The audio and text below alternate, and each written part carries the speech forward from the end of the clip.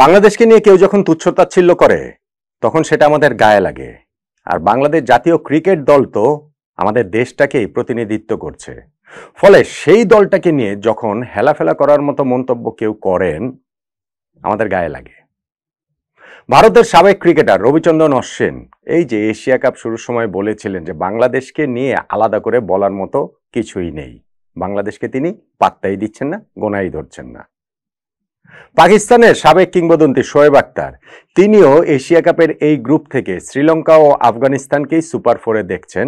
বাংলাদেশের সম্ভাবনা নিয়ে তিনি খুব বেশি কিছু আসলে দেখছেন না। আমাদের ক্রিকেটাররা এটার জবাবটা কি আসলে মাঠে দিতে পারবেন কিনা? মাইক্রোফোনের সামনে যেই জবাবটা দিয়েছেন তানজিম হাসান সাকিব সেটা আমার খুবই পছন্দ হয়েছে, খুবই। যেমন এই প্রথম ম্যাচ শেষে দ্বিতীয় ম্যাচ শ্রীলঙ্কার বিপক্ষে আগে যখন এই নিয়ে তাকে রবিচন্দ্রন অশ্বিনের কথাটা নিয়ে তাকে প্রশ্ন করেছিল তখন তিনি বলেছিলেন যে মুক্ত আছে সবাই, যে কারো মুক্ত আর আটকানো যাবে না, যে যা খুশি সেটা বলতে পারে, কিন্তু আমরা ওইসব নিয়ে ভাবছি না, আমরা আমাদের খেলাতেই কনসেন্ট্রেট করছি। সবচেয়ে ভালো জবাবটা আসলে মাঠের ক্রিকেটেই দেয়া সম্ভব।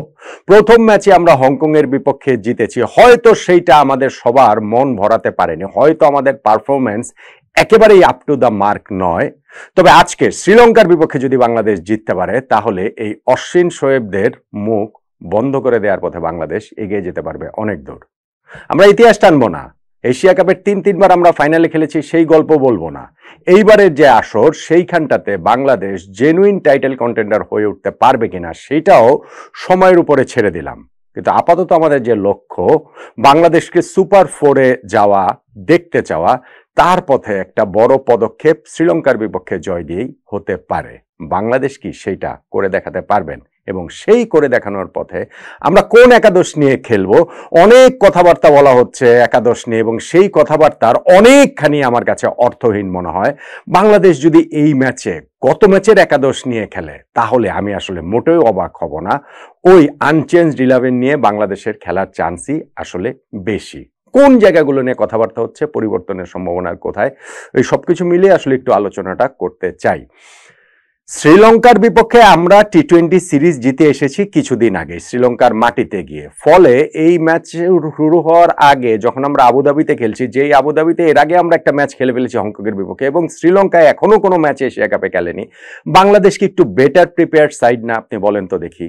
হ্যাঁ, শ্রীলঙ্কার ওই যে হিস্ট্রি, এশিয়া কাপে দ্বিতীয় সফলতম দল ভারতের পর, তারা 6বার শিরোপা জিতেছে, আমরা একবারও জিততে পারিনি, সবই ঠিক আছে।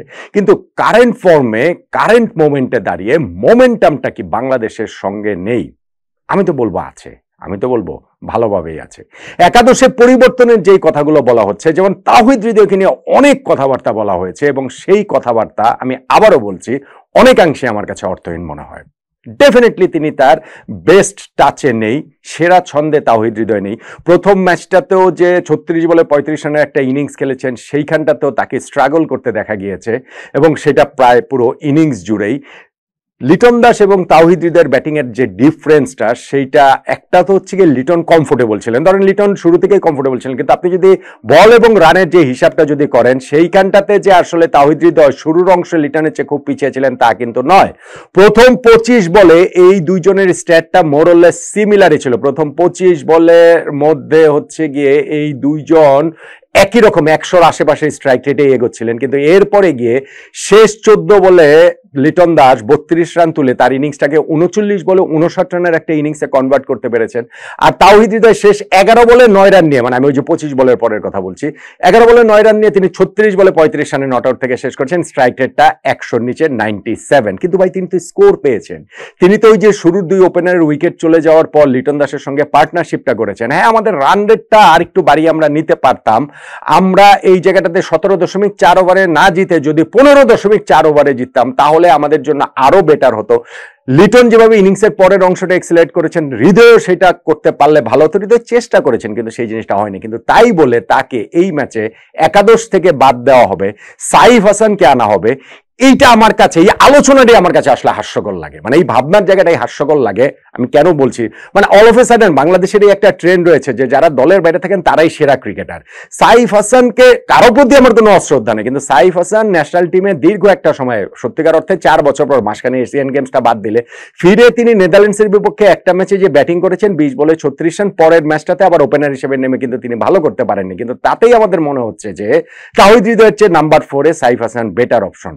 তার বোলিং এর কথা বলবেন, প্রথম ম্যাচটাতে বাংলাদেশের ক্যাপ্টেন লিটন দাস 5 জন বোলারের বাইরে আর কাউকে ইউজ করেন ভাই।